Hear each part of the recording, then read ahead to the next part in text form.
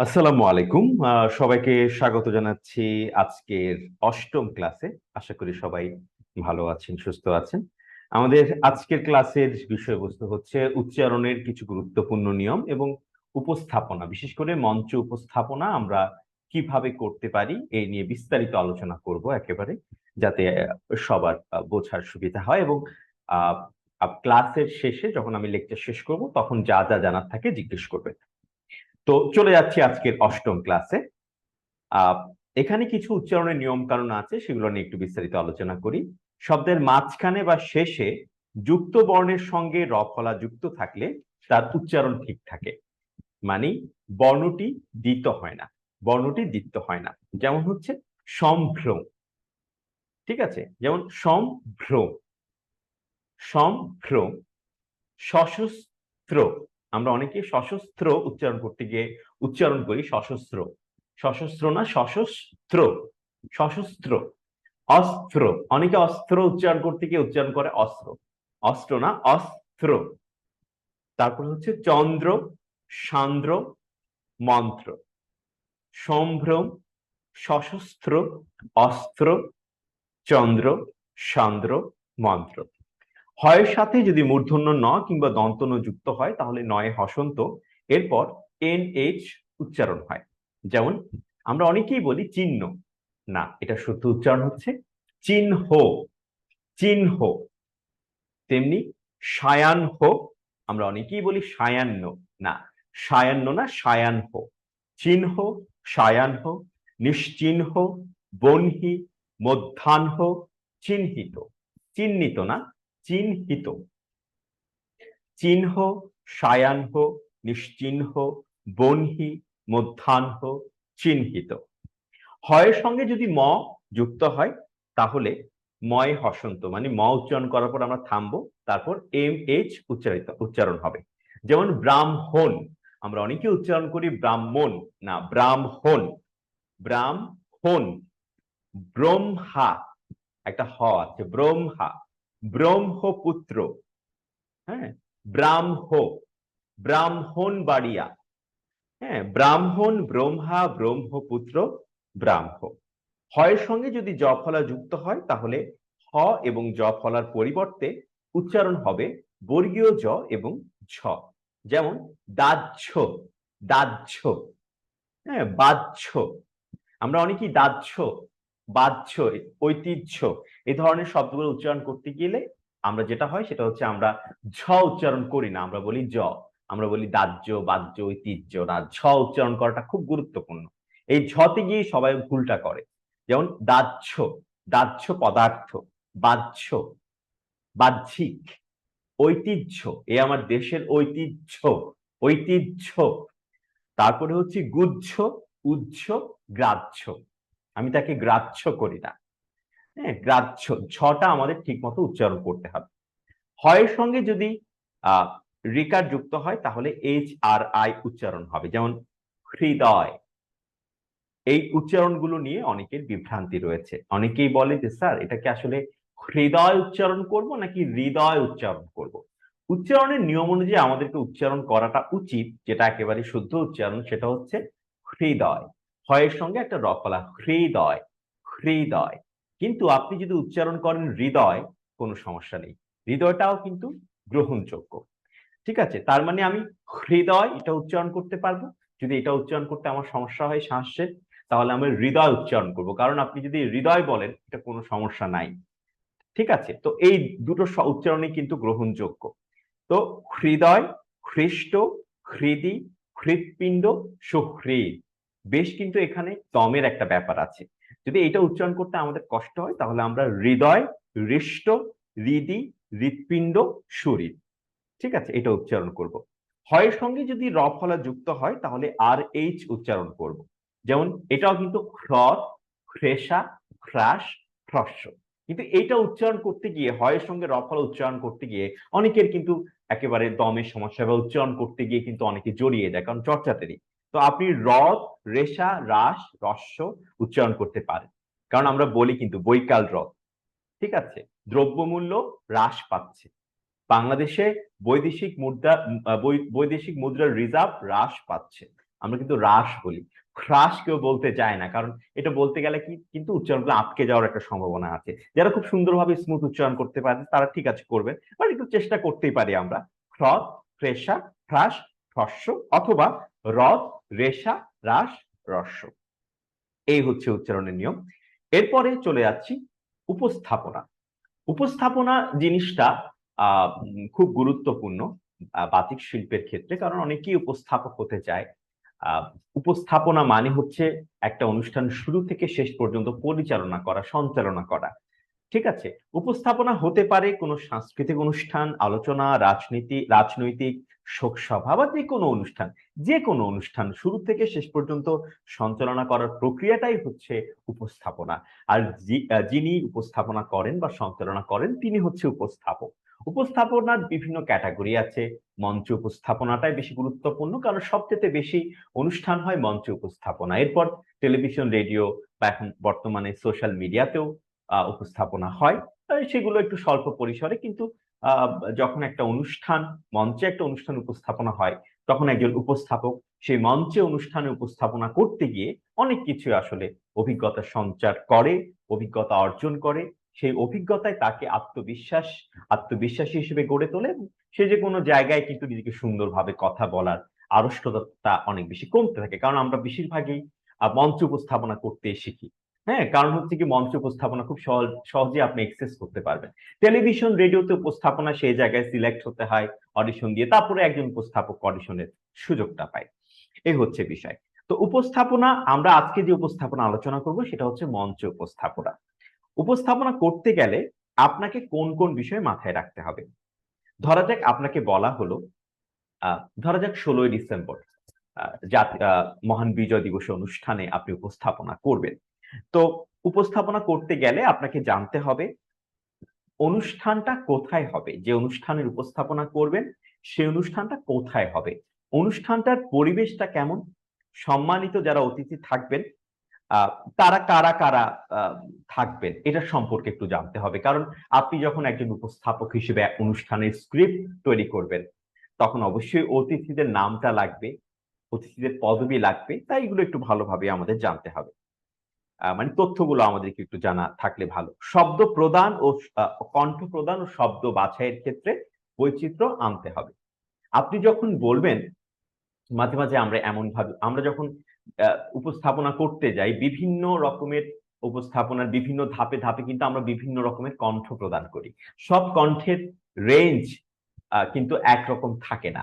যেমন যদি বলি, আহ সম্মানিত সুধীবৃন্দ, আজ 16ই ডিসেম্বর মহান বিজয় দিবস। 1971 সালের এই দিনে দীর্ঘ 9 মাস রক্তক্ষয়ী যুদ্ধের পর আমরা পেয়েছিলাম লাল সবুজ পতাকা। বাঙালি পেয়েছিল একটি স্বাধীন সার্বভৌম রাষ্ট্র। 1971 সালের এই দিনে যেসব বীর মুক্তিযোদ্ধারা রক্ত দিয়েছিলেন আমাদের দেশটি স্বাধীন করবার জন্য, তাদেরকে বিনম্র শ্রদ্ধা জানাচ্ছি। তাদেরকে বিনম্র শ্রদ্ধা জ্ঞাপন করে শুরু করছি আমাদের আজকের আলোচনা সভা ও সাংস্কৃতিক অনুষ্ঠান। হ্যাঁ, এটা কিন্তু একরকম ভাবে বলছি। আবার যদি বলি, আহ সুধী মণ্ডলী, আমাদের আজকের অনুষ্ঠানে প্রধান অতিথি হিসেবে উপস্থিত আছেন বাংলাদেশের বিশিষ্ট শিক্ষাবিদ অমুক। আমি কিন্তু কণ্ঠের রেঞ্জটাকে আরেকটু উপরে উঠিয়েছি। আবার যদি বলি যে সম্মানিত সুধীবৃন্দ, আমি এবারে মঞ্চে ডেকে নিচ্ছি আমাদের আজকের অনুষ্ঠানের সম্মানিত বিশেষ অতিথি জনাব ফখরুল ইসলামকে। আমি কিন্তু কণ্ঠটাকে একটু লাউড করলাম। হ্যাঁ, আবার যদি বলি আমাদের আজকের সাংস্কৃতিক অনুষ্ঠানের বিশেষ আকর্ষণ, আমাদের মাঝে উপস্থিত হয়েছেন বাংলাদেশের কিংবদন্তি কণ্ঠশিল্পী রুনা লায়লা। আসুন আমরা করতালি দিয়ে এই বিশ্ববিখ্যাত শিল্পীকে স্বাগত জানাই। এই কথাগুলো যখন আমি বলছি আমি কিন্তু একটু লাউডলি বলছি। আবার যখন আমি বলছি যে সম্মানিত সুধীবৃন্দ, আজ 16ই ডিসেম্বর মহান বিজয় দিবস, এটা কিন্তু আমি সম্মানিত সুধীবৃন্দ আজ 16ই ডিসেম্বর মহান বিজয়, এভাবে কিন্তু আমি বলছি না। তার মানে কি আমার কণ্ঠের মধ্যে ধাপে ধাপে কিন্তু একটা পরিবর্তন আছে। আমি এটা খুব স্বাভাবিক রেঞ্জে বলছি। আবার অতিথি যারা আছেন তাদেরকে যখন ডাকছি আমি একটু লাউডলি বলছি। এগুলো জাস্ট উপস্থাপনা করতে করতে চলে আসবে, কিন্তু আমরা শিখে নেব যে উপস্থাপনার বিভিন্ন পর্যায়ে আমাদের কণ্ঠস্বরের কিভাবে বৈচিত্র্য আনতে হয়। ঠিক আছে, এগুলোই আসলে কণ্ঠস্বরের বৈচিত্র্য। শব্দ বাছাইয়ের ক্ষেত্রে আপনাকে বৈচিত্র্য আনতে হবে। একটা শব্দ বারবার রিপিট না করে একটু ঘুরিয়ে বা একটু অন্যভাবে একটা লাইনকে আসলে বলা যায়। ঠিক আছে? উপস্থাপনার সময় মানসিকভাবে যেন চাপ সৃষ্টি না হয় সেদিকে খেয়াল রাখতে হবে। আমরা যখন উপস্থাপনা করতে যাই আমাদের কি হয়? হাত পা কাঁপে, বুক ধকপক ধকপক করে, তাই না? কারণ উপস্থাপনার মতো বিশাল একটা কাজ, অতিথি যারা আছেন তাদের ডাকতে হবে, তাদেরকে বক্তব্য প্রদান করবার জন্য মঞ্চে ডাকতে হবে, তাদেরকে ফুলের তোড়া দিয়ে শুভেচ্ছা জানাতে হবে। একটা ভয় লাগে না? ১ম ভয়টা লাগবে। কিন্তু আপনি সাহস করে যদি অনুষ্ঠান উপস্থাপনা করতে থাকেন, ভুল ভ্রান্তি হতে একটা সময় আপনি দাঁড়িয়ে যাবেন। তখন দেখবেন মঞ্চ আপনার কাছে খুব স্বাভাবিক সুন্দর একটা বিষয়। ভয় লাগার কিছু নেই। তখন নিজে আপনি আরো সুন্দরভাবে গুছিয়ে স্বাভাবিক ভঙ্গিতে সাবলীলভাবে আপনি উপস্থাপনা করতে পারবেন। ঠিক আছে? তো এই হচ্ছে গিয়ে বিষয়। তাই উপস্থাপনার সময় যদি মানসিক চাপ সৃষ্টি হয়, তখন আপনি তবুও চাপটি আপনি দেখাবেন না। আপনার টেনশনে ভেতরে মরে যাচ্ছেন, তবুও আপনার কুল ডাউন নিজেকে একটু শান্ত করার চেষ্টা করতে হবে। ঠিক আছে? না সব হবে, সব ভালো হবে। মনকে বারবার বোঝাতে হবে যে এই সমস্যায় আসুক না কেন, আমি সুন্দরভাবে সমাধান করতে পারবো। এবং উপস্থাপনা করবার সময় চোখ কান খোলা রাখতে হবে, বিশেষ করে মঞ্চ উপস্থাপনা। কারণ কোথায় কি হচ্ছে, কোন অতিথি আসছেন, কোন অতিথি যাচ্ছেন, কে কার আগে বক্তব্য দেবেন, কে পরে বক্তব্য দেবেন, কাকে আগে ডাকতে হবে, চোখ কান খোলা রাখবেন। আপনি অবশ্যই উপস্থাপনা করবার সময় মোবাইল টিপাটিপি করবেন না। কারণ আপনাকে মাথায় রাখতে হবে, আপনাকে সুন্দরভাবে অনুষ্ঠানটা সঞ্চালনা করতে হবে। তারপর অনুষ্ঠান চলে গেলে আপনি ইচ্ছা মতো আপনি মোবাইল টেপাটেপি করেন আর যাই করেন কোনো সমস্যাটা নাই। কিন্তু আপনি যদি মনোযোগ দেন পুরো অনুষ্ঠান জুড়ে, তখন কিন্তু আপনি সূক্ষ্ম বিষয়গুলো খেয়াল রাখবেন এবং হুট করে কেউ যদি এসে বলে যে, "আনিস আপনি এই বিষয়টা একটু বলেন তো।" ঠিক আছে? বা "লোকমান আপনি একটু এই বিষয়টা একটু বলেন তো তাড়াতাড়ি।" আপনি যদি এভাবে মোবাইল টেপেন তাহলে দেখা যায় কি? বা আপনি যদি অন্যমনস্ক থাকেন, দেখা যাবে কি আপনি ক্যাচ করতে পারবেন না। কি বলছেন উনি? তাই মনোযোগ খুব গুরুত্বপূর্ণ উপস্থাপনা করবার সময়। ঠিক আছে? তা আর সবসময় মুখে একটা হাসি। আপনার টেনশন দেখলে মানুষ মনে করবে আপনি দুর্বল। আপনি আপনার টেনশন, আপনি আপনার খারাপ লাগে এগুলো দেখাবেন না। আপনি মানসিকভাবে নিজেকে শক্ত রাখার চেষ্টা করবেন। কোন কিছু না বুঝলে জিজ্ঞেস করবেন যে, "এই ব্যাপারটা কি আসলে এটা?" বারবার জিজ্ঞেস করবেন দরকার পড়লে। ঠিক আছে? কয়েকবার উপস্থাপনা করার সময় আপনার একেবারে আপনি ভালোভাবে উপস্থাপনা করতে পারবেন। এরপর আসি, ভুল বাক্য বা শব্দ প্রয়োগ করলে বিনয়ের সঙ্গে দুঃখ প্রকাশ করতে হবে। আপনি ধরা যাক কারো একজন নাম আপনি ভুল করলেন।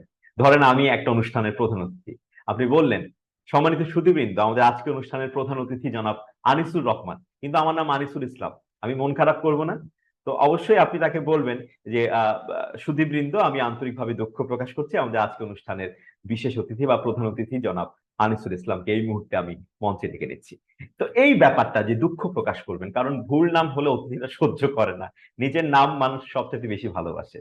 ঠিক আছে? তাই নাম ভুল করলে দুঃখ প্রকাশ করে নামটা ঠিকভাবে, নাম ভুল হোক, যেকোনো জিনিস ভুল হোক, দুঃখ প্রকাশ করে ঠিকভাবে বলবেন। ঠিক আছে? আবার কোন একটা উচ্চারণ ভুল করলে দুঃখ প্রকাশ করার দরকার নাই কিন্তু। উচ্চারণ ভুল করলে সে উচ্চারণ ভুল করলেন, আবার ধরেন ভুল হয়ে গেছে, আবার রিপিট করার দরকার নাই। ওকে করে ফেলছি। ঠিক আছে? তো এইভাবে আরকি ব্যাপারটা। মাঝে আমাদের শব্দ ছুটে যায় মুখ থেকে। ঠিক আছে? শব্দ ছুটে যেতে পারে। এটা যদি খুব এক্সট্রিম পর্যায়ের কোনো ভুল না হয় তাহলে দুঃখ না প্রকাশ করে আপনি জাস্ট বলে যাবেন। কিন্তু কারো নামের ক্ষেত্রে দুঃখ প্রকাশ করাটা গুরুত্বপূর্ণ একটা বিষয়। আচ্ছা, তো এই হচ্ছে বিষয়। তারপরে যে বিষয়টা সেটা হচ্ছে যেকোনো আকস্মিক পরিস্থিতিতে স্বাভাবিক থেকে পরিস্থিতি নিয়ন্ত্রণ করতে হবে। ধরা যাক একজন আ অতিথি আ এখনো আসেননি। অনুষ্ঠানের মাঝামাঝি পর্যায়ে তিনি চলে এসেছেন। ঠিক আছে? তো উপস্থাপক দেখছেন উনি চলে এসেছেন। আপনাকে একজন বলল যে, "বিশেষ অতিথি তো এই মুহূর্তে আসছেন। আপনি একটু বলে দেন তো আম আ আপনি একটু বলে দেন তো মাইক্রোফোনে যে অমুক এসেছে, উনাকে একটু স্বাগত জানান।" তো আপনি বললেন যে, ধরেন এই মুহূর্তে কেউ একজন বক্তব্য দিচ্ছে। তার বক্তব্যটা শেষ হোক। একটু অপেক্ষা করবেন। তার বক্তব্যের মাঝামাঝি পর্যায়ে আবার বলে দিতে যাবেন না। কেউ একজন অতিথি বক্তব্য দিচ্ছেন, এ পর্যায়ে একজন চলে এসেছেন। এ পর্যায়ে যেটা হবে সেটা হচ্ছে তার বক্তব্য শেষ করতে দেবেন। তিনি বক্তব্য শেষ করবেন। এরপরে আপনি বলতে পারবেন। সম্মানিত সুধীবৃন্দ, আমরা আ দেখতে পাচ্ছি আমাদের আজকের অনুষ্ঠানে সম্মানিত বিশেষ অতিথি এই মুহূর্তে আমাদের মাঝে এসে উপস্থিত হয়েছেন।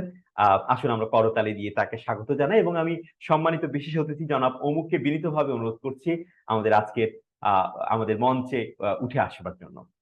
ঠিক আছে? এভাবে উনি মঞ্চে উনার জন্য তো মঞ্চে সংরক্ষিত আসন থাকবে, সেখানে উনি উঠে আসবেন।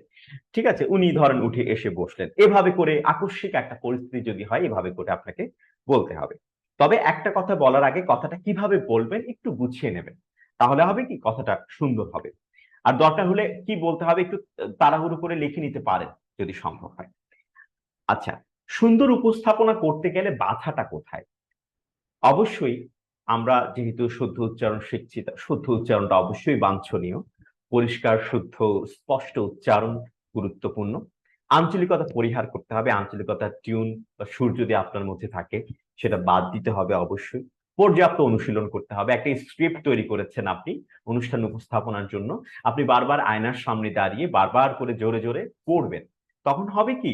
অনুষ্ঠান যখন উপস্থাপনা করতে যাবেন, তখন আপনার কিন্তু সেই মানে চর্চার কারণে আপনি কিন্তু না দেখেই অনেক কিছু বলে দিতে পারবেন যে এই উনাকে এভাবে ডাকতে হবে বা এই লাইনটা এভাবে বললে ভালো হয়। কিন্তু আপনি যদি প্র্যাকটিস না করেন, আপনার মধ্যে মানসিক চাপ আরো অনেক বেশি কাজ করবে। তাই প্র্যাকটিসের বা চর্চার কোনো বিকল্প নেই। একই শব্দের পুনরাবৃত্তি করা যাবে না। একটা শব্দ বারবার রিপিট না করে ভিন্ন শব্দ আমরা ব্যবহার করতে পারি। শুরুতে উপস্থাপনা করতে গেলে এত কিছু মাথায় থাকবে না হয়তোবা, কিন্তু উপস্থাপনা করতে করতে যখন পাকা হয়ে যাবেন, তখন আপনি একটু আরো সচেতন হয়ে উঠবেন যে কোন শব্দ ব্যবহার করা উচিত, কি ব্যবহার করা উচিত। কারণ অনুষ্ঠান উপস্থাপনার শুরুতেই একজন উপস্থাপক মানসিক চাপের সঙ্গে যুদ্ধ করে। তারপরে সে মানসিক চাপটা যখন সে জয় করে, তখন সে তার উপস্থাপনার মধ্যে সৌন্দর্যটা বৃদ্ধি পায়। কারণ তার মানসিক চাপ মুক্ত, এখন সে খুব সুন্দরভাবে উপস্থাপনাটা করতে পারছে। আমাদের যুদ্ধটা কোথায় হয়? আমাদের যুদ্ধটা হয় আমাদের আত্মবিশ্বাসের সঙ্গে। আমাদের যুদ্ধটা হয় আমাদের ভয়ের সঙ্গে। আমরা যখন ভয়টা দূর করতে পারি, জয় করতে পারি, তখন আমাদের উন্মেষ ঘটে। তখন আমরা এগিয়ে যাই। ভয়টা জয় করতে পারলেই আমরা এগিয়ে যাবো। এটা মনে রাখবেন সবসময়। তা যা কিছু ভয় লাগে তা বেশি, বেশি করতে হবে। এরপরে আসি প্রতিশব্দের ব্যবহার, যেটা বললাম একই শব্দ পুনরাবৃত্তি করা যাবে না। ওটাই একই কথা। প্রতিশব্দ ব্যবহার করতে হবে। মূল শব্দের উপর জোর দিতে হবে। ধরা যাক আমি বলছি, আ সম্মানিত সুধীবৃন্দ, আমাদের আজকের অনুষ্ঠানে উপস্থিত আছেন বিশিষ্ট অর্থনীতিবিদ। আ দেখেন, আমি কিন্তু খুব স্বাভাবিক ওয়েতে পড়ছি। কিন্তু আমি যদি এভাবে পড়ি, সম্মানিত সুধীবৃন্দ, একটা কিন্তু স্ট্রেস দিলাম শব্দের মধ্যে। সম্মানিত সুধীবৃন্দ, আমাদের আজকের অনুষ্ঠানে, এই দেখেন আজকের অনুষ্ঠানে আবার কিন্তু স্ট্রেস দিলাম। আমাদের আজকের অনুষ্ঠানে উপস্থিত আছেন, হ্যাঁ? নোবেলজয়ী অর্থনীতিবিদ ডক্টর অমর্ত্য সাহা। ঠিক আছে? ধরো বললাম। মানে কি? আমি কিন্তু শব্দের মধ্যে উনার নামের মধ্যে একটা স্ট্রেস দিলাম। স্ট্রেস না দিলে কেমন হতো? সম্মানিত সুধীবৃন্দ, আমাদের আজকে অনুষ্ঠানে উপস্থিত আছেন বিশিষ্ট অর্থনীতিবিদ ডক্টর অমর্ত্য সাহা। এই রেঞ্জে আমি বলতে পারি, তবে এটা আসলে ডিপেন্ড করে কি ধরনের অনুষ্ঠান। ঠিক আছে? কিন্তু আমি যদি বলি, সম্মানিত সুধীবৃন্দ, আমাদের আজকের অনুষ্ঠানে উপস্থিত আছেন নোবেলজয়ী অর্থনীতিবিদ ডক্টর অমর্ত্য সাহা। দেখেন, আমি শব্দের মধ্যে কিন্তু একটা জোর দিলাম। এই জোরটা দিলে আপনি যেকোনো জায়গায় জোর দেন না কেন, আপনার বলার মধ্যে, বক্তব্যের মধ্যে জোর দেন, আবৃত্তির মধ্যে আমরা শব্দের মধ্যে জোর দিয়েছি, উপস্থাপনার মধ্যে আমরা জোর দিব, স্ট্রেস প্রয়োগ করা বিভিন্ন শব্দের মধ্যে, সংবাদ পাঠের মধ্যে স্ট্রেস দেওয়ার কথা বলেছি, এখানেও কিন্তু দিলে আপনার মধ্যে একটা বৈচিত্র্য আসবে। ঠিক আছে? এবার যে বিষয়টা হচ্ছে সেটা হচ্ছে শব্দ চয়নের ক্ষেত্রে সচেতনতা। শব্দ চয়ন খুব গুরুত্বপূর্ণ। ধরেন একটা অনুষ্ঠানে প্রধান অতিথি আছেন একজন, বিশেষ অতিথি ৩ জন। আপনি কোন একজন বিশেষ অতিথিকে এত প্রশংসা করলেন, মাথা খারাপ হয়ে যাওয়ার মতো প্রশংসা। হ্যাঁ, আমাদের বিশেষ অতিথি অমুক তমুক জনদরদী নেতা। মানে আপনি অনেক কিছুই বললেন, ধরেন তিনি যেরকম আরকি। আবার আপনি প্রধান অতিথিকে মোটেও তেমন প্রশংসা করলেন না বা তাকে কোনো প্রশংসামূলক কোনো আ আপনি কিছু ব্যবহার করলেন না, কোনো শব্দ প্রয়োগ করলেন। আর বিশেষ অতিথি যিনি, তাকে আপনি প্রচুর প্রশংসা করলেন। তার মানে কি, এটা অড না বিষয়টা? কারণ হচ্ছে প্রধান অতিথি হচ্ছে একটা অনুষ্ঠানের অলংকার। তিনি প্রধান অতিথি, স্পেশাল। তিনি একেবারে প্রধান অতিথি একদম। ঠিক আছে? তো তাকে যখন আমরা সম্বোধন করব, তাকে অবশ্যই তার যথাযথ মর্যাদায় তাকে সম্বোধন করতে হবে। তার চেয়ে বেশি সম্বোধন কাউকে করা যাবে না। কারণ তিনি প্রধান অতিথি। ঠিক আছে? যার যেটা প্রয়োগ, যার যেটা প্রয়োজন, হ্যাঁ, সেইভাবে তাকে সম্বোধন করতে হবে। আপনি একজন লোকাল শিল্পীকে, আপনি একটা আপনার অঞ্চলের কোনো একজন ভালো একজন শিল্পীকে আপনি বললেন, এবারে আমাদের আজকে অনুষ্ঠানে আসছেন, হ্যাঁ, বাংলাদেশের বিখ্যাত শিল্পী। কিন্তু উনাকে বাংলাদেশের কেউ চেনে না। উনাকে ধরেন চট্টগ্রামের অঞ্চলের মানুষরা খুব চেনে। আপনি যদি উনাকে বলেন বিখ্যাত, তাহলে কি সেটা যায়? আপনাকে বলতে পারেন যে জনপ্রিয়, কিন্তু বিখ্যাত মানে কি? যার খ্যাতি বাংলাদেশ থেকে ছাড়িয়ে একেবারে সারা বিশ্বে ছড়িয়ে পড়েছে। সেটা রুনা লায়লার কথা বলা যায় বা কোনো একজন বিশিষ্ট শিল্পীর কথা বলা যায়। তার মানে কি, এমন কোনো সম্বোধন করা যাবে না যেটা অতিরিক্ত মনে হয়। ঠিক আছে, এই জিনিসগুলো খুব গুরুত্বপূর্ণ। অতিরিক্ত কোনো কিছু করতে গেলে সেটা সৌন্দর্য হানি হয়, সেটা আসলে মানটা তখন নড়বড়ে হয়ে যায়। হ্যাঁ, তো এই হচ্ছে, অতিরিক্ত কাউকে সম্বোধন করতে গেলে বরং হাস্যরসাত্মক ব্যাপার তৈরি হয়, হাসির খোরাক যোগায় মানুষের মধ্যে। দর্শকরা তখন মিটি মিটি হাসবে, কিছু বলতে পারবে না। কিন্তু এটা আসলে কানে মানে খুব অড শোনাবে, এটা উচিত না কখনো অতিরিক্ত কোনো কিছু করা। তাই শব্দ চয়নের ক্ষেত্রে সচেতন হতে হবে। এবার আসি আলোচনা অনুষ্ঠানের উপস্থাপনা। আহ আলোচনা অনুষ্ঠানের উপস্থাপনা খুবই স্পর্শকাতর, কারণ একটা অনুষ্ঠান, এটা যে কোনো প্রতিষ্ঠানের অনুষ্ঠান হতে পারে, যারা অনুষ্ঠানের আয়োজন করে তারা খুবই মানসিক চাপ নিয়ে থাকেন। কেন থাকেন? কারণ তাদের মধ্যে একটা মানসিক চাপ থাকে এই কারণে যে অনুষ্ঠানে যারা অতিথি আসবেন, তিনি হতে পারেন সরকারের উচ্চ পর্যায়ের কোনো কর্মকর্তা, তিনি হতে পারেন কোনো মন্ত্রী, তিনি হতে পারেন কোনো সাংসদ, ঠিক আছে, অথবা জনপ্রতিনিধি, তিনি হতে পারেন সেই প্রতিষ্ঠানেরই উচ্চপদস্থ কর্মকর্তা, একেবারে বস সবার। ঠিক আছে, যিনি সর্বোচ্চ পদে আছেন তিনি প্রধান অতিথি। তো সবাই একটু ভয় পায় যে যারা আয়োজক তারা মনে করে যে আমাদের বস, আমাদের বসের বস, হ্যাঁ, অনুষ্ঠান যদি কোনো ভুল ত্রুটি হয়ে যায় তাহলে তো চাকরি যাবে। তো ব্যাপারটা হচ্ছে সবার মধ্যে একটা ভয় কাজ করে যে অনুষ্ঠানটা ঠিকভাবে করতে হবে। ঠিক আছে, তাই আলোচনা অনুষ্ঠান নিয়ে সবাই একটু তটস্থ থাকে। আলোচনা অনুষ্ঠান শেষ মানেই মানসিক চাপ মুক্ত। আপনি একদম মানসিক চাপহীন ভাবে সবাই অনুষ্ঠান করে, একেবারে টেনশন মুক্ত ভাবে সবাই অনুষ্ঠান করে। তো ব্যাপারটা হচ্ছে, যারা অতিথি থাকেন তাদের নাম পদবি সব ঠিকঠাক ভাবে বলতে হয়, তাদের পদের ক্রম অনুযায়ী তাদেরকে ডাকতে হয়, তাদেরকে বক্তব্য দেওয়ার জন্য ডাকতে হয়। এই বিষয়টা নিয়ে একটু বিস্তারিত আলোচনা করব। তবে আলোচনা করার আগে একটা অনুষ্ঠান আমরা মনে মনে কল্পনা করে নিই। ধরা যাক আপনি একটা অনুষ্ঠানের উপস্থাপনা করছেন। আপনাকে বলা হলো 16ই ডিসেম্বর মহান বিজয় দিবস উপলক্ষে একটা অনুষ্ঠান আপনাকে উপস্থাপনা করতে হবে।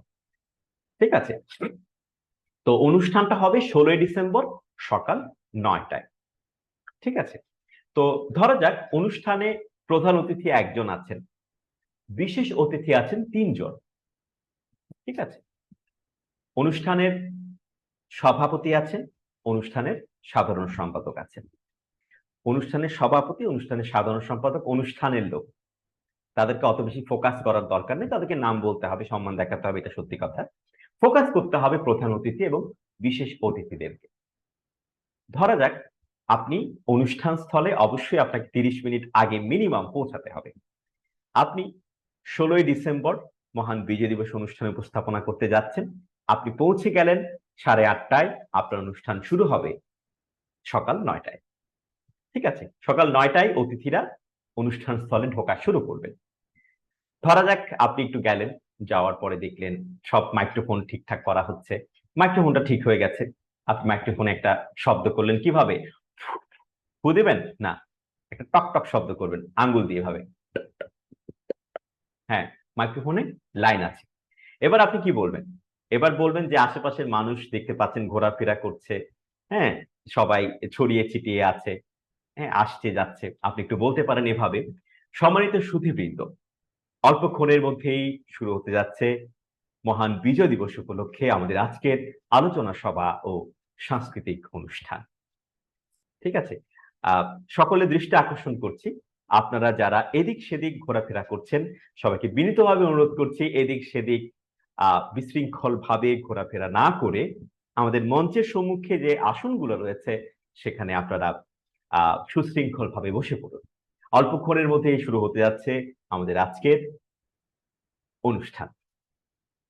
এভাবে বললেন, বসার পর একটু বললেন, তারপর দেখলেন 9টা বাজে 2-3 মিনিট আগেই অতিথি যারা আছেন তারা চলে আসছেন ধীরে ধীরে। প্রধান অতিথি আসছেন, বিশেষ অতিথি 3জন তারাও আসছেন, সভাপতি ও সাধারণ সম্পাদক অনুষ্ঠানের লোক তারাও আসছেন। আপনি কি বলবেন? সুধী মণ্ডলী, আমরা দেখতে পাচ্ছি আমাদের আজকের অনুষ্ঠানে সম্মানিত প্রধান অতিথি জনাব অমুক এই মুহূর্তে আমাদের আজকের অনুষ্ঠান স্থলে এসে পৌঁছেছেন। আসুন আমরা করতালি দিয়ে তাকে স্বাগত জানাই। তখন সবাই করতালি দেবে। ওকে, তিনি আসলেন। তারপরে আমরা দেখতে পাচ্ছি আমাদের আজকে অনুষ্ঠানের বিশেষ অতিথি, বিশেষ অতিথি 3জন আছেন। ধরে কাকে আগে ডাকবেন? বিশেষ অতিথির মধ্যে যিনি পদ অনুযায়ী বয়োজ্যেষ্ঠ, সিনিয়র যিনি পদ অনুযায়ী, তাকে আগে ডাকতে হবে। এরপর ধাপে ধাপে যিনি পদ অনুযায়ী সর্বকনিষ্ঠ, তাকে পরে ডাকতে হবে। ডাকার সময় সিনিয়র যে সবসময় সে আগে থাকবে। তারপরে সাধারণ সভাপতি ও সাধারণ সম্পাদক তাদেরকে ডাকলেন। আমরা দেখতে পাচ্ছি আমাদের আজকে অনুষ্ঠানের সম্মানিত বিশেষ অতিথি জনাব অমুক, যিনি বয়োজ্যেষ্ঠ তার নাম আগে, তারপর দেখতে উনার চেয়ে যিনি ইমিডিয়েট বয়োজ্যেষ্ঠ তার নাম পরে, এভাবে করে ধাপে ধাপে ডাকলেন। আমাদের বিশেষ অতিথি জনাব অমুক অমুক অমুক এই মুহূর্তে আমাদের অনুষ্ঠান স্থলে এসে পৌঁছেছেন। আসুন আমরা করতালি দিয়ে স্বাগত জানাই। আরো সঙ্গে রয়েছেন আমাদের আজকের অনুষ্ঠানের সম্মানিত সভাপতি জনাব অমুক, সাধারণ সম্পাদক জনাব অমুক। তারা এসে কোথায় বসবেন? তারা এসে বসতে পারেন মঞ্চের সম্মুখে যে আসনগুলো রয়েছে সেখানে তারা বসতে পারেন, তাই না? মঞ্চের সম্মুখে তাদের জন্য সোফা বা খুব সুন্দর একটা আসনের ব্যবস্থা রাখা হয় অতিথিদের জন্য, তারা সেখানে এসে বসলেন। তারা এখানে সেখানে আসা বসার পর আপনাকে বলল, ধরেন আহ আহ, লোকমান, আপনি অতিথিদেরকে মঞ্চে আমন্ত্রণ জানান উঠে আসার জন্য, কারণ মঞ্চে তারা উঠে আসবে না, মঞ্চ থেকেই তো তারা বক্তব্য দেবে, তাই না? ধরেন মঞ্চে তারা উঠে আসবে, আপনি কিভাবে তাদেরকে মঞ্চে উঠে আসার জন্য আমন্ত্রণ জানাবেন, এগুলো খুব গুরুত্বপূর্ণ। ঠিক আছে, আপনি এভাবে বলতে পারেন, আহ সম্মানিত সুধীবৃন্দ, আমি এবারে আমাদের আজকের অনুষ্ঠানের সম্মানিত সভাপতি জনাব অমুক, সাধারণ সম্পাদক জনাব অমুককে বিনীতভাবে অনুরোধ করছি আমাদের আজকে অনুষ্ঠানের সম্মানিত প্রধান অতিথি জনাব অমুক, বিশেষ অতিথি জনাব অমুক অমুক অমুককে সাথে নিয়ে মঞ্চে উঠে আসার জন্য। তারপরে মঞ্চে উঠে আসছেন তারা, তাদের নাম আবার বলবেন। মঞ্চে উঠে আসছেন আমাদের আজকে অনুষ্ঠানের প্রধান অতিথি জনাব অমুক, বিশেষ অতিথি জনাব অমুক অমুক অমুক অমুক বললেন। এছাড়া উঠে আসছেন আমাদের আজকে অনুষ্ঠানের সভাপতি ও সাধারণ সম্পাদক, তারা উঠে এসে বসলেন। ঠিক আছে, তার মানে কি ব্যাপারটা? কি ব্যাপারটা হচ্ছে, সভাপতি সাধারণ সম্পাদক একসাথে অতিথিদেরকে নিয়ে মঞ্চে উঠে আসবেন, ব্যাপারটা আসলে এরকম। তো উঠে আসলেন, উঠে এসে বসলেন।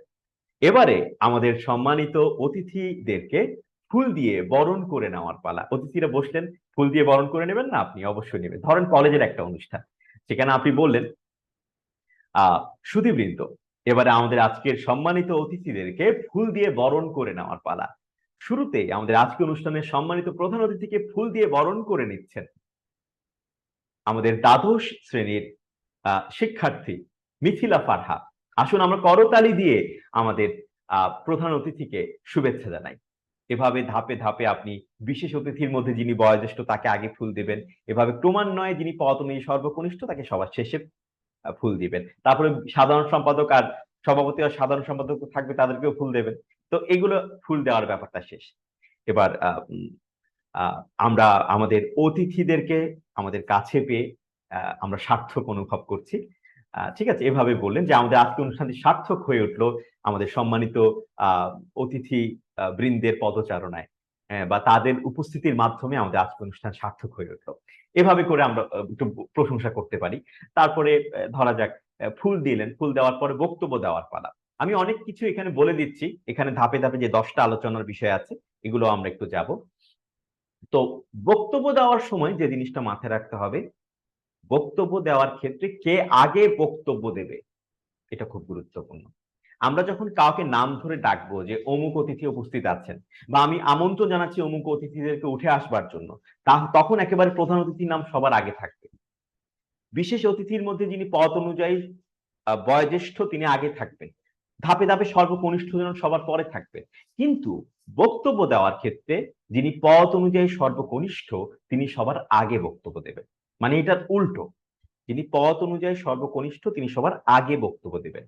সবার শেষে কে বক্তব্য দেবেন? সাধারণত সবার শেষে প্রধান অতিথি বক্তব্য দেন, কারণ প্রধান অতিথি হচ্ছে একটা অনুষ্ঠানের আকর্ষণ, সবাই তার কথা শোনার জন্য বসে থাকে। প্রধান অতিথি যদি মন্ত্রী হয়, তার কথা শোনার জন্য সবাই বসে থাকবে, বা প্রধান অতিথি খুব বিশিষ্ট গুরুত্বপূর্ণ মানুষ হলে তার কথা শোনার জন্য সবাই বসে থাকবে। তিনি একটা আকর্ষণ, যাতে, কারণ প্রধান অতিথি যদি সবার আগে বক্তব্য রাখেন তাহলে সবাই কিছুক্ষণ পরে অনেকেই চলে যাবে। আচ্ছা, বক্তব্য তো শুনলাম, এবার অনুষ্ঠান দেখার আর দরকার নাই, এবার ঠিক আছে আমরা চলে যাই। তাই সাধারণত বিশেষ প্রধান অতিথির বক্তব্যটা সবার শেষের দিকে রাখা হয়। এবার আমরা তো বুঝলাম যে বক্তব্যটা পদ অনুযায়ী যিনি সর্বকনিষ্ঠ তিনি সবার আগে বক্তব্য দেবেন, তারপরে প্রধান অতিথি বক্তব্য দেবেন সবার শেষে। এবার আসি যে সভাপতি বক্তব্য দেবেন, অনুষ্ঠানের সভাপতি তো অনুষ্ঠানের লোক, আয়োজক কমিটির লোক। সভাপতি কখন বক্তব্য দেবেন? সাধারণত সভাপতি দেখা যায় কি প্রধান অতিথির আগে বক্তব্য দেন। আবার এমনও দেখি অনেকের কাছ থেকে শুনেছি সভাপতি একেবারে সমাপনী বক্তব্য দেন।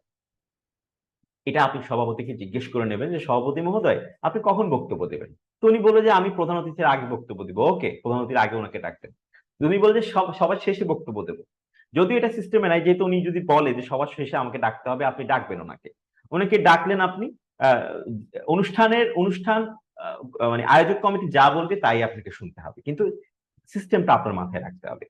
সাধারণ সম্পাদক যদি বক্তব্য দেওয়ার ব্যাপার আসে, সাধারণত সাধারণ সম্পাদক এমনও হয় যে স্বাগত বক্তব্য দিচ্ছে, একেবারে শুরুতে শুভেচ্ছা বক্তব্য দিচ্ছে। হ্যাঁ, তো তখন আসলে ওনাকে একেবারে সর্বপ্রথমে রাখতে হয়। তারপরে একেবারে যেটা বললাম পদ অনুযায়ী সর্বকনিষ্ঠ জন, তারপরে ওই সিস্টেমে আপনি চলবেন। ঠিক আছে, এভাবে করে আপনাকে একটা অনুষ্ঠানের উপস্থাপনা কাকে কখন ডাকবো বক্তব্য দেওয়ার ক্ষেত্রে এটা ঠিক করতে হবে। ধরেন কোন একজন অতিথি বক্তব্য দিলেন, আপনি এভাবে বললেন, আহ সুধী মণ্ডলী, এবারে আমাদের আজকের সম্মানিত অতিথিদের কাছ থেকে বক্তব্য শোনার পালা। শুরুতেই আমি বক্তব্য দেওয়ার জন্য বিনীতভাবে অনুরোধ করছি আমাদের আজকের অনুষ্ঠানের সম্মানিত বিশেষ অতিথি জনাব তারেক মাহমুদকে। তিনি বক্তব্য দিলেন। ধন্যবাদ তারেক মাহমুদ আপনার সুন্দর বক্তব্যের জন্য। এবার আমি ডেকে নিচ্ছি আমাদের আজকের অনুষ্ঠানের সম্মানিত প্রধান অতিথি জনাব অমুককে। মঞ্চে আসছেন আমাদের আজকের অনুষ্ঠানের সম্মানিত প্রধান অতিথি জনাব অমুক। মাঝে মাঝে দুইবার বলবেন, যেহেতু প্রধান অতিথি তাকে একটু ফোকাস করার চেষ্টা করবেন। ধন্যবাদ মাননীয় প্রধান অতিথি আপনার চমৎকার বক্তব্যের জন্য। আমরা আশা করছি আপনার বক্তব্যের মাধ্যমে আহ আমরা আমাদের দেশ অনুপ্রাণিত হবে, আমাদের জাতি অনুপ্রাণিত হবে, বা আমরা সকলেই আপনার বক্তব্যের মাধ্যমে দারুণভাবে অনুপ্রাণিত হলাম। এভাবে করে একটু সুন্দর বলা শুরু করবেন। এভাবে করে অতিথিরা বক্তব্য দেবেন, আপনি তাদেরকে ধন্যবাদ জ্ঞাপন করবেন। এই জিনিসটা প্রত্যেক অতিথির ক্ষেত্রে ধন্যবাদ জ্ঞাপন করবেন, তারপরে অন্য আরেকজনকে দলের ধরেন বললেন যে ধন্যবাদ সম্মানিত বিশেষ অতিথি জনাব তারেক মাহমুদ। এবারে আমি ডেকে নিচ্ছি আমাদের আজকে অনুষ্ঠানের সম্মানিত বিশেষ অতিথি জনাব অমুককে তার মূল্যবান বক্তব্য প্রদান করবার জন্য। এভাবে প্রত্যেক অতিথি বক্তব্য শেষ করবে, ধন্যবাদ জানাবে। ঠিক আছে, এভাবে করে একে একে ধাপে ধাপে বক্তব্যের ব্যাপারগুলো শেষ হবে। এবারে আসি যে এই যে 10টা বিষয় আমি এখানে বলেছি যে আলোচনা অনুষ্ঠান উপস্থাপনা করার সময় 10টা বিষয়, আমি অনেক কিছুই আসলে আমার বলার মধ্যেই আলোচনা করে ফেলেছি। তবু আমি টাচ করে যাব যে কোনটা বাদ পড়লে সেটা আমি একটু আলোচনা করব।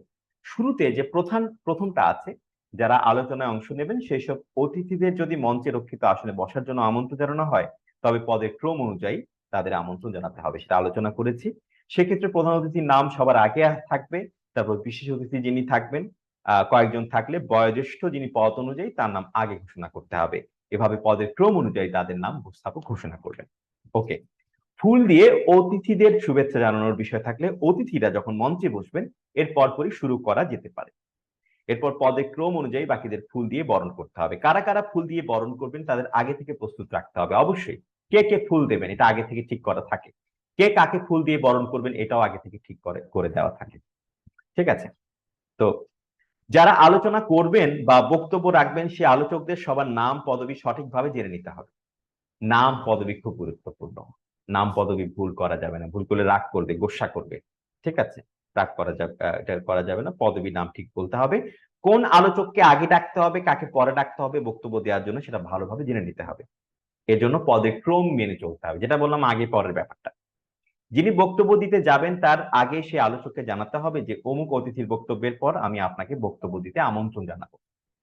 ধরা যাক উপস্থাপক যিনি এটা আলোচনা করছেন বা উপস্থাপক যিনি সঞ্চালনা করছেন তিনি জানেন একজন অতিথির পর এর পরের অতিথিকে, উপস্থাপক এর পরের অতিথিকে একটু বলতে পারেন যে স্যার আমি এরপরে আমি আপনাকে আমন্ত্রণ জানাবো বক্তব্য দেওয়ার জন্য।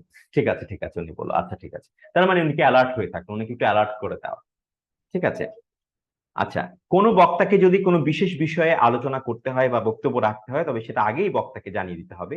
উপস্থাপক আগে থেকে এই বিষয়ে জানিয়ে রাখবেন এবং উপস্থাপক তার উপস্থাপনায় বিষয়টি এভাবে বলতে পারেন। এবারে বক্তব্য দিতে আসবেন আজকের অনুষ্ঠানের বিশেষ অতিথি বাংলাদেশ ব্যাংকের উপপরিচালক জনাব সাইফুর রহমান। তিনি বর্তমানে বাংলাদেশের মূল্যস্ফীতি নিয়ে আলোকপাত করবেন। কিছু কিছু আলোচনা অনুষ্ঠান থাকে যেখানে আলোচনার টপিকটা আগে বলে দিতে হয়। নিজে একটু কাবিল হয়ে যেটা বলে যে নিজে একটু আগ বাড়িয়ে কোনো আলোচকের মানে আলোচনার টপিক বলতে গেলে আপনাকে সব আলোচকের আলোচনার টপিক বলতে হবে। তাই যদি অনুষ্ঠান কর্তৃক ঠিক করা থাকে যে প্রত্যেক আলোচকের আলোচনার টপিক বলতে হবে, তাহলে বলবেন। নিজে আগ বাড়িয়ে কোনো একজন অতিথির আলোচনার টপিক যদি আপনি অ্যানাউন্স করেন বা উপস্থাপনায় বলে দেন, তাহলে সবাই মনে করবে আমারটাও বলা হবে। তার মানে কি?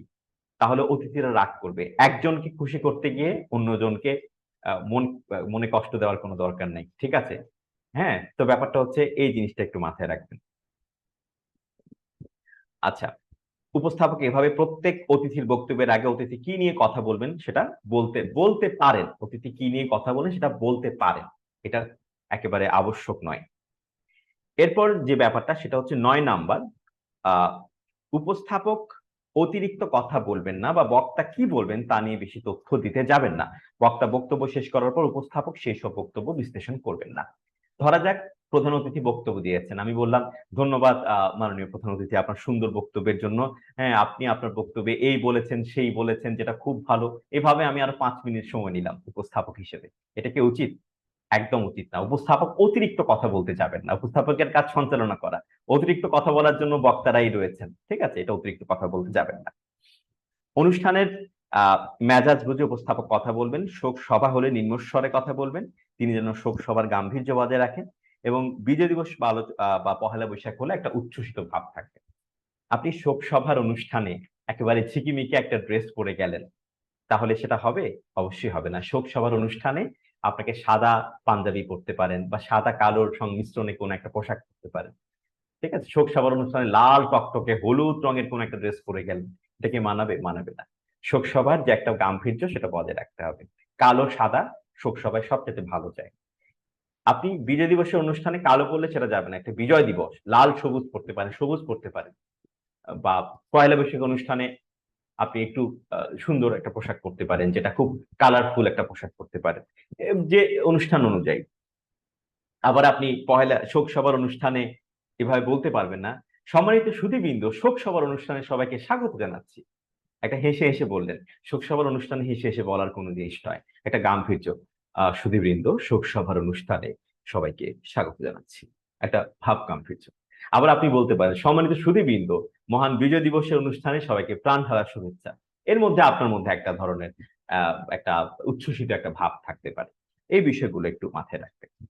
এবারে আসি সাংস্কৃতিক অনুষ্ঠান। ধরা যাক আলোচনা শেষ, সবাই খুব রিল্যাক্স। এবার সাংস্কৃতিক অনুষ্ঠান শুরু হবে। সাংস্কৃতিক অনুষ্ঠান শুরু করার আগে সাংস্কৃতিক অনুষ্ঠানের কথা যদি বলতে হয়, তাহলে বলতে হবে যে সাংস্কৃতিক অনুষ্ঠান খুব সহজ। আমার কাছে মনে হয় যে এত বেশি মানসিক চাপ নেই। হ্যাঁ? একটা লিস্ট থাকে। গান, নাচ, আবৃত্তি, কৌতুক, নাটিকা, জাদু এসব থাকে। এগুলো সুন্দর মতো শুরু করে ধাপে ধাপে একটু সুন্দর মতো করে উপস্থাপনা করা। একটু দেখি আমরা কিভাবে করতে পারি। সাধারণত সাংস্কৃতিক অনুষ্ঠানের উপস্থাপনা অতটা কঠিন বিষয় নয়।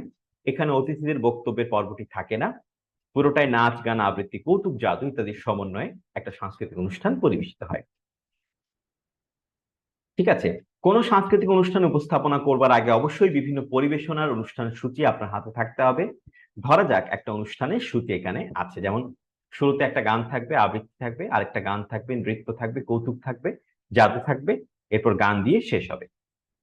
ঠিক আছে? এমন একটা লিস্ট আপনাকে দিয়ে দেওয়া হবে। ঠিক আছে? এবারে ধরা যাক অনুষ্ঠান শুরু হতে যাচ্ছে। উপস্থাপক এভাবে শুরু করতে পারেন।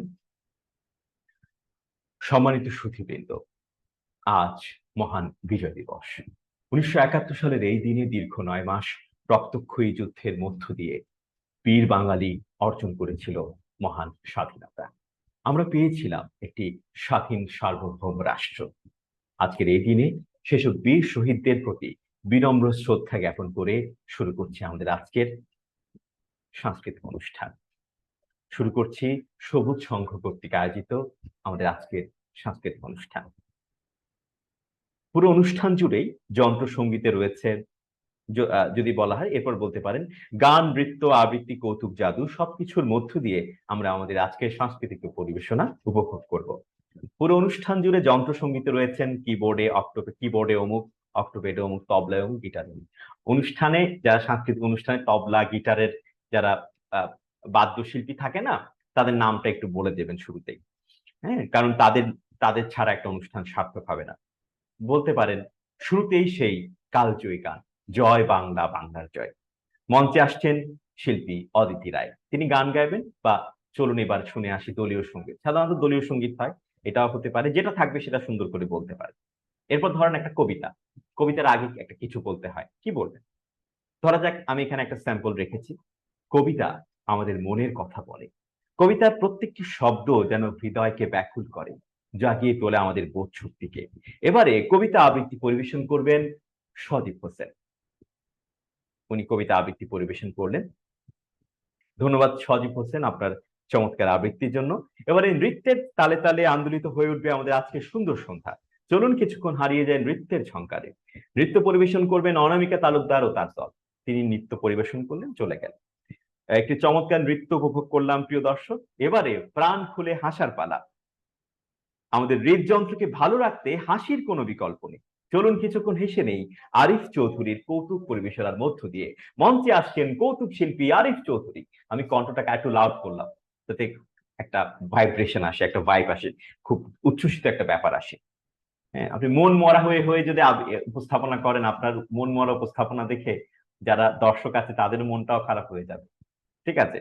তো একটু উচ্ছ্বসিত ভাব নিয়ে, একটু স্পিরিট নিয়ে আপনাকে আবেগে উপস্থাপনা করতে হবে। এরপর আসি জাদু।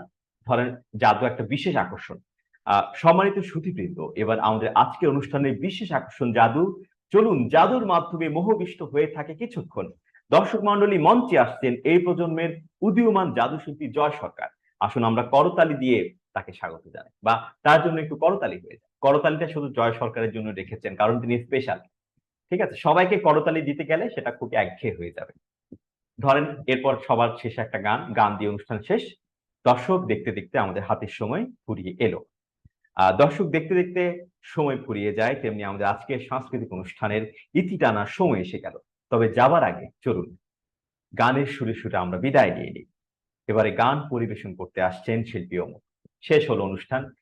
সম্মানিত সুধীবৃন্দ, সবাইকে অসংখ্য ধন্যবাদ এবং কৃতজ্ঞতা। আপনাদের সহযোগিতার মধ্য দিয়ে আমরা একটা সুন্দর অনুষ্ঠান সম্পন্ন করতে পারলাম। আপনাদের সবার প্রতি আমাদের অনুরোধ থাকবে যেন পরবর্তী অনুষ্ঠানে এভাবে আপনারা আমাদেরকে সহযোগিতা করে যাবেন, এবং আপনাদের সহযোগিতা এবং সুন্দর সমর্থনের মধ্য দিয়ে আমাদের অনুষ্ঠানটি প্রাণবন্ত হয়ে উঠবে। আজ এ পর্যন্ত, সবাই ভালো থাকবেন, সুস্থ থাকবেন। আল্লাহ হাফেজ। এভাবে করে অনুষ্ঠানটা শেষ করলেন। এভাবে একটা অনুষ্ঠান আপনাকে করতে হবে। আপনি ধরেন সাংস্কৃতিক অনুষ্ঠান উপস্থাপনা করলেন, সাংস্কৃতিক অনুষ্ঠানের পার্টটাই করবেন। জাস্ট কেবল আলোচনা অনুষ্ঠান, কেবল আলোচনা অনুষ্ঠান পার্টটাই করবেন। দুটো আছে, অবশ্যই শুরুতে আলোচনা হয়, তারপর সাংস্কৃতিক অনুষ্ঠান হয়। এভাবে আপনি অনুষ্ঠানটা উপস্থাপনা করবেন। এটা একটা প্রায়োগিক বিষয়। অনুষ্ঠান উপস্থাপনা করতে একটু ভয় লাগবে শুরুতে, কিন্তু আপনি যদি সাহস করে অনুষ্ঠানটা করতে থাকেন, দেখবেন আপনি খুব চমৎকার একজন উপস্থাপক হয়ে উঠবেন। তো এই ছিল আমাদের দীর্ঘ আলোচনা উপস্থাপনা নিয়ে। আপনাদের যদি কোনো প্রশ্ন থাকে আমাকে করতে পারেন।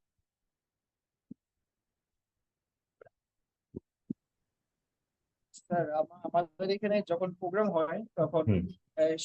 সভাপতি মহোদয় সর্বশেষ হ্যাঁ, বক্তব্য রাখে এবং হ্যাঁ, সবাই যিনি উনি সভা সমাপ্তি ঘোষণা করে। তো হ্যাঁ। তো সেক্ষেত্রে আমি এই কোটা ধরে নিই।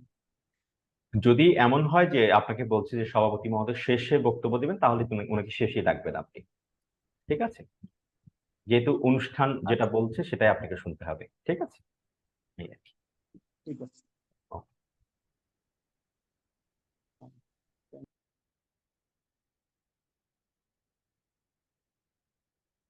আহ ঠিক আছে, তাহলে আমি আজকের আহ উচ্চারণগুলো একটু একে একে শুনে নিই, কেমন?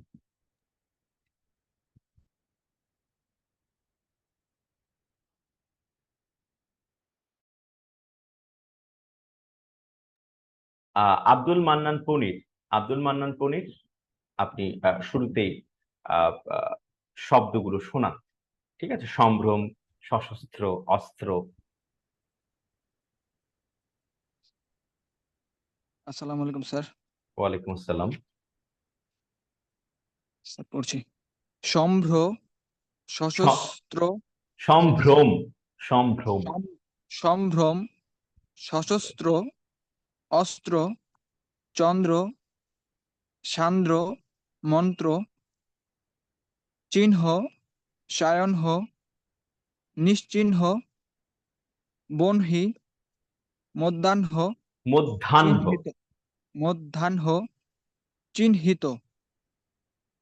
ব্রাহ্মণ ব্রহ্মা ব্রহ্মপুত্র হপুত্র। ব্রহ্মপুত্র ব্রাহ্ম।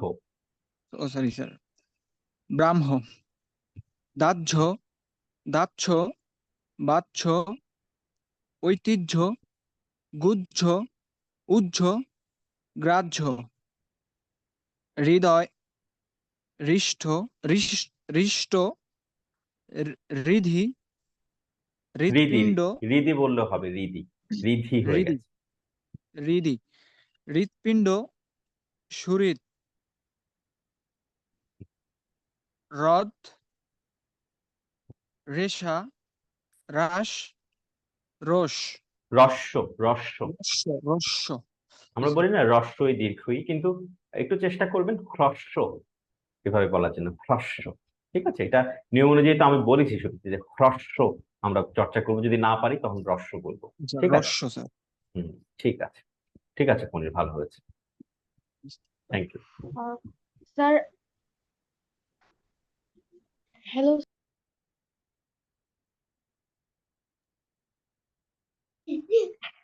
হ্যাঁ, স্যার, নার্গিস আমি আক্তার বলেন, আপনি কিছু বলবেন? স্যার আমি হ্যাঁ স্যার, আমি একটু আগে পড়া দিতে চাচ্ছি, আমার বাসায় মেহমান এসেছে তো তাই আমার আচ্ছা, একটু হ্যাঁ, পড়তে ডিস্টার্ব হচ্ছে। ঠিক আছে, পড়াতে। আচ্ছা, থ্যাংক ইউ স্যার। সম্ভ্রম সশস্ত্র অস্ত্র চন্দ্র।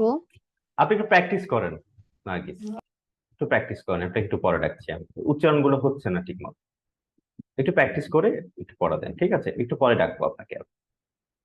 আসমা হুমায়রা। আসসালামু আলাইকুম। ওয়ালাইকুম আসসালাম।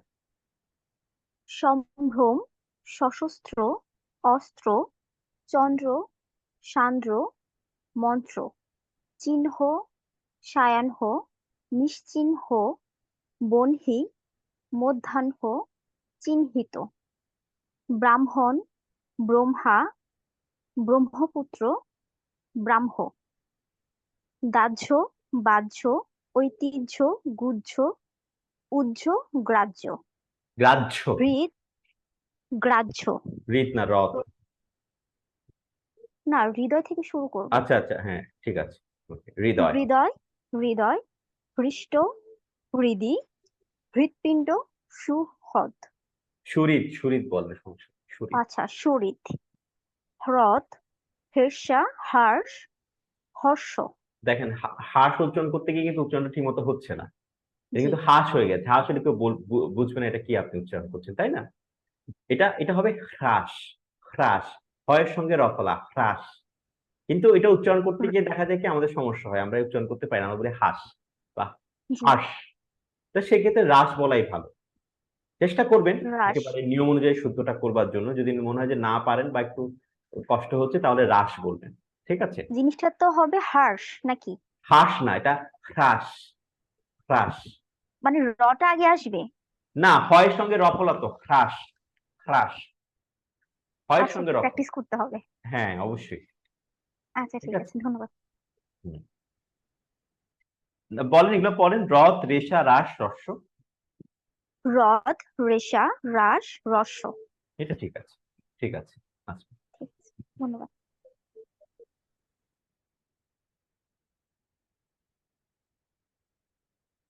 সাব্বির, আর রাফি সাব্বির।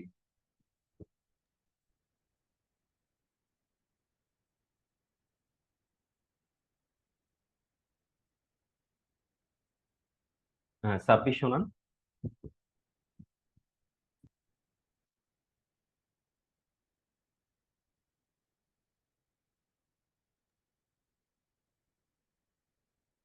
আহমেদ ইফতি, আহমেদ ইফতি। সালামু আলাইকুম ভাইয়া। ওয়ালাইকুম আসসালাম।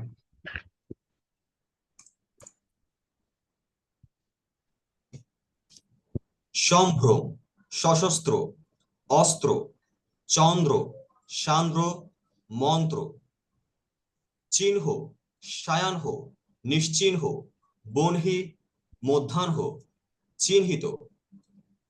ব্রাহ্মণ ব্রহ্মা ব্রহ্মপুত্র ব্রাহ্ম।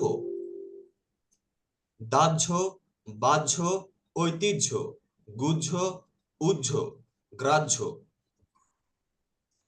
হৃদয়, খ্রিষ্ট, হৃদি, হৃৎপিণ্ড, সুহৃদ, হ্রদ, রসা, রস, রসানা, রেশা রেশা, সরি, রেশা, রস, রস্য, রাসটা, এটা এটা কি হ্রাস, হ্যাঁ হ্রাস, হ্রাস অথবা হ্রাস। হ্রাস, কিন্তু আচ্ছা, আমরা যখন হ্রাস। আমরা যদি বলি দ্রব্যমূল্য হ্রাস পাচ্ছে, ঠিক আছে, এটা আসলে দেখা যায় কি অনেকে এটা কিন্তু আমরা বলি না, আমরা প্র্যাকটিস করি না কিন্তু বলার সময় মোটেও, আমরা বলি কি হ্রাস, হ্রাস, তাই না ব্যাপারটা?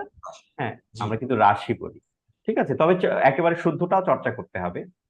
ঠিক হ্রাস, আছে, হ্রাস, হ্রস্ব বা হ্রস্ব। হ্রাস। ঠিক আছে, ঠিক আছে, ঠিক আছে, ভাই, একটা ভালো প্রশ্ন বলেছেন। ছিল ভাই আপনার কাছে। হ্যাঁ, কি প্রশ্ন?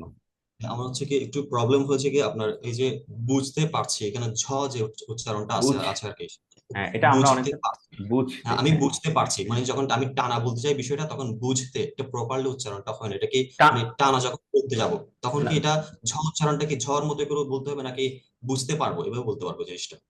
আসলে মাঝে মাঝে আমাদেরকে কিছু শব্দ উচ্চারণ করার সময় একটু সচেতন থাকতে হয়, কারণ আমি জানি যে ঝ যদি আমি একটু থেমে উচ্চারণ না করি এটা জ হয়ে যাবে, আমরা বলি বুঝতে, বা এস এর মতো হ্যাঁ, শোনাবে বা জ হয়ে যাবে।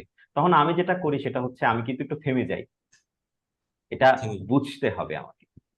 কিন্তু আমি বুঝতে যখন হবে। থেমে এটা উচ্চারণ করছি তখন কিন্তু আরেকটা সৌন্দর্য তৈরি হচ্ছে কিন্তু কথার মধ্যে, একটা খেয়াল করবেন আপনি কি, হ্যাঁ। জি, তো এই শব্দের ক্ষেত্রে, মহাপ্রাণের ক্ষেত্রে অবশ্যই আমাদের একটু থামতে হবে। ঠিক আছে, তাহলে হবে কি শব্দটা আরো স্পষ্ট এবং সুন্দরভাবে মানুষের সামনে গিয়ে উপস্থাপিত হবে। তো এই বিষয়টা অবশ্যই আমার কাছে মনে হয় যে আপনি বুঝতে, এটা ঝটাই বুঝতে, উচ্চারণ করার সময় দরকার হলে একটু থামবেন, হ্যাঁ, জি, মানে তখন যখন আসলে টানা সুন্দর। পড়তে যাই তখন মানে জ উচ্চারণটা চলে আসে আর কি, যে হ্যাঁ, এটা ঝটা এটা খুব প্রপার স্বাভাবিক, উচ্চারণ এটা হয় না। অনেক, এটা চলে আসাটা স্বাভাবিক। তবে আমি যেটা করি আর সেটা হচ্ছে হুম, প্রপারলি উচ্চারণ করবার জন্য আমি একটু আগে একটু থেমে নিই বুঝতে। আমি জানি এখানে আমি টানা উচ্চারণ করতে গেলে এটা ছুটে যাবে, তাই আমি থেমে উচ্চারণ করি বুঝতে। ঠিক আছে, কারণ আমার কাজ হচ্ছে কি প্রত্যেকটা ধ্বনি স্পষ্ট উচ্চারণ করা, সেটা আমি দ্রুত বললেও আমি চেষ্টা করব।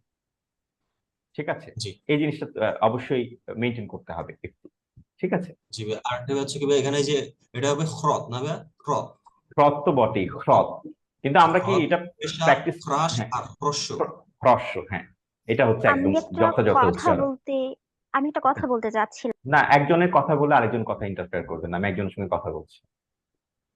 ইফতি, হ্যাঁ ব্যাপারটা জি হচ্ছে ভাই, এরকম, কিন্তু আমরা রেগুলার আপনি দেখবেন এই প্র্যাকটিসটা খুব কম হয় দিয়ে ব্যাপার, তাই না? ব্যাপারটা আমরা যখন দেখি, আমরা তো জি, খুব জি, কম দেখি যে আমরা অনেক সময় দেখি রস্যই পড়ছে, একদম রস্যইটাও আসলে প্রচলিত অর্থে ঠিক, কিন্তু এটা হ্রস্বই। ঠিক আছে, হ্রস্ব। হ্যাঁ এই আর কি বিষয়। আচ্ছা, বুঝতে দুটাই পারছি। বলা যাবে, দুটাই গ্রহণযোগ্য, এই আর কি। তবে ঠিক শুদ্ধ আছে, উচ্চারণটা করাটাই ভালো আর কি। হ্যাঁ হ্যাঁ হ্যাঁ, শুদ্ধ উচ্চারণটা জি, চর্চার মধ্যে থাকতে হবে। ঠিক আছে, থ্যাংক ইউ। আচ্ছা ঠিক আছে, আমি কি লিপ? হ্যাঁ, লিখ দিতে পারবেন। ঠিক আছে, হ্যাঁ আসমা, কি প্রশ্ন? আসলে প্রশ্ন না, আমি বলতে চাচ্ছিলাম ভাইয়া যে এই যে লাস্ট শেষের দিকের যে উচ্চারণগুলো সেগুলো আসলে আমাদের সমস্যা হচ্ছে। হ্যাঁ, আমার মনে হয় একটু যদি রেকর্ড করে দেওয়া হয় তাহলে মনে হয় আমাদের মানে শুদ্ধ উচ্চারণটার জন্য আমাদের ভালো হয়, প্র্যাকটিস করতে সুবিধা হয়। আচ্ছা, রেকর্ড তো আসলে এখানের মধ্যেই আছে, ক্লাস রেকর্ডের মধ্যে। হ্যাঁ আছে, কিন্তু ঠিক আসলে আছে, ওই যে আবার আবার রেকর্ড করছেন, ভয়েস হ্যাঁ, রেকর্ড? হ্যাঁ একটু ভয়েস রেকর্ড আচ্ছা, চাচ্ছিলাম। আপনি আমাকে একটু একটু নক করবেন, হ্যাঁ মেসেঞ্জার করবেন, আমার মনে থাকে না তো, একটু আমি নক করলে আমি একটু করে দেবো। আচ্ছা ঠিক ঠিক আছে, আছে, আচ্ছা ঠিক আছে, ওকে থ্যাংক ধন্যবাদ।